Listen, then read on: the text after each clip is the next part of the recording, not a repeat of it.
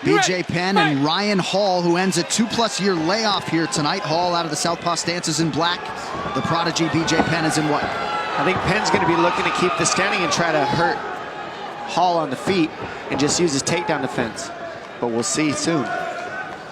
What we saw in the Gray Maynard fight is that Hall will throw a tremendous amount of kicks and utilize almost a karate-type strategy to try to get the fight to the ground. Throwing those kicks a lot of times leads to scrambles, leads to him being on his back where he is very, very comfortable and probably at his most dangerous. Ryan Hall said he would have loved to have been more active. He accepted fights against Dennis Bermudez and Ricardo Lamas, but perhaps those fights were turned down by the other side. Ryan Hall, he's been pro in MMA for 12 years, but it always has to be something worthwhile.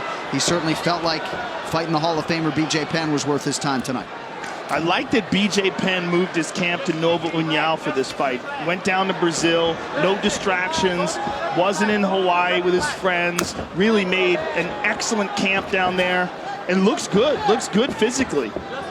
He does. And I love that too, because I got to train with BJ out at his camp one time, and they just put on gloves and scrap every day, and that's about it. You show up at 4 o'clock and you fight in a dojo, and then you go home. And that's about all he was doing then. And now I know with Nova União, he's filling in the gaps, because Andre Pederneiras does not mess around with his team, and he's got a lot of support in that team. So let's see how it crosses over, because I think they are going to end up in the ground eventually here, because Ryan Hall can't just fight the whole fight from his back here and expect to win. He's going to have to attack. Well, right away, what I'm seeing is a better version of BJ Penn than we've saw in those last few fights.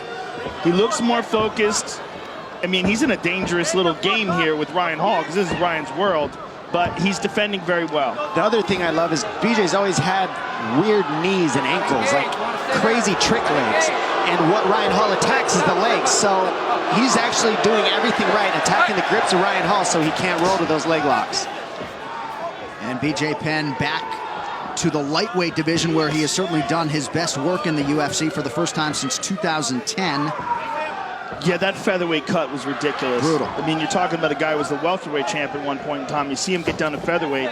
And at one point in time, BJ fought Lyoto Machida at heavyweight. Right. I mean, which is just an insane prospect, but that was when he was at his very best, and he was just a maniac.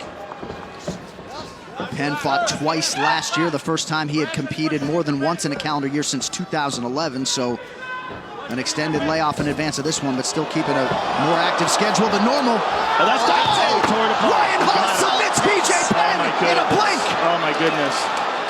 That's his signature move, and he's done that in every fight he's had, and he rolls to it, and if you try to pull away from it, it gets tighter. You've got to go into it. Yeah, he tore that knee up. Wow. That knee's hurting right now, guaranteed. That was a nasty heel hook. The way he secured it was so tight and so quick, and that's most likely he tore it. That's the reason people don't want to fight him now. Yeah. Right. Palhares was one of those guys that was similar to that. Except Ryan Hall lets go immediately.